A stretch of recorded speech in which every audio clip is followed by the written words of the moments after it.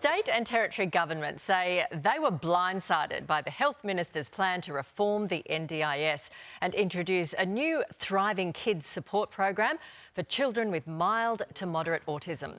Mark Butler announced the plan this week to avoid a future budget blowout of the NDIS, but many state premiers claim they did not get a heads up about this plan. The federal government disagreed, saying they've actually been talking about this reform with the states for 2 years. For more, we're joined by Mark Butler and Liberal Senator Jane Hume. Good morning to both of you. Mark, were the states really blindsided like they say they were?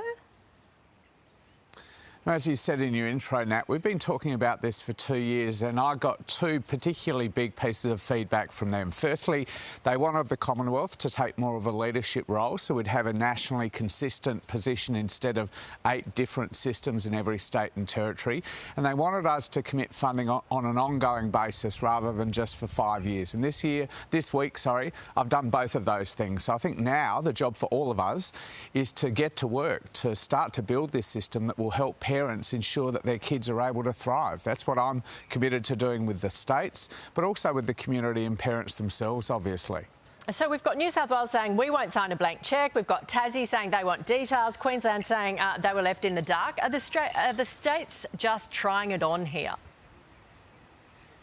Well, of course they want details. Parents want details. Service providers want details, and that's what I've committed to working with them on over the coming months. This is going to roll out over the next couple of years. It's going to take a while to design, but what I've said this week on behalf of the Commonwealth is we want to play a leadership role here. We want to commit funding on an ongoing basis. It's that important to ensure that children, particularly with mild to moderate developmental delay or symptoms of autism, get support out in the community in a broad-based mainstream way. That was a recommendation that the Premiers and the Prime Minister accepted the year before last from the NDIS review, but it is time to get on with the job of delivering it. Yeah, so it's how do we do that that's a big question, isn't it, Jane?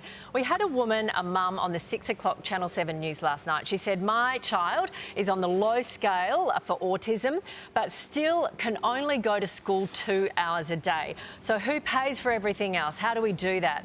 Are you concerned that the money to pay for all that could be just being transferred to the states here? There is no doubt that any change to a system is going to cause some disquiet in families that rely on this.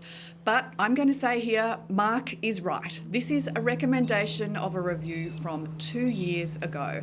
And the Coalition have been saying for some time that even though there is bipartisan support for the NDIS, that it's a system that we should be really proud of in Australia, it has run out of control. It was designed to take on 410,000 Australians with profound disabilities. It's now supporting 740,000 Australians. It was supposed to cost around $13 billion a year. It's now costing nearly $50 billion a year. In order to make sure that the NDIS is sustainable, something's got to give. Now, the Coalition gave it a good crack when we were in government, and it wasn't Mark. I'm going to say, Mark, I'm not blaming you here, but your mate Bill Shorten put up so many obstacles to making those necessary reforms. I'm thrilled that Mark has stepped up here because something has to be done. I think that the Coalition is going to have a look at Mark's reforms, but at first blush, this is something that I think that we should be able to support. I'm happy to talk about this in my party room to make sure Mark gets the support he needs. OK, so Mark, what do you say to all those parents who've got kids in that system, in the NDIS system, and they might be on the low to moderate scale? They're going to be moved. If you are going to save money, doesn't that mean they're going to get less? Well, what I say to parents who've got a kid on the NDIS now is that that child will stay on the NDIS, subject to all of the usual arrangements.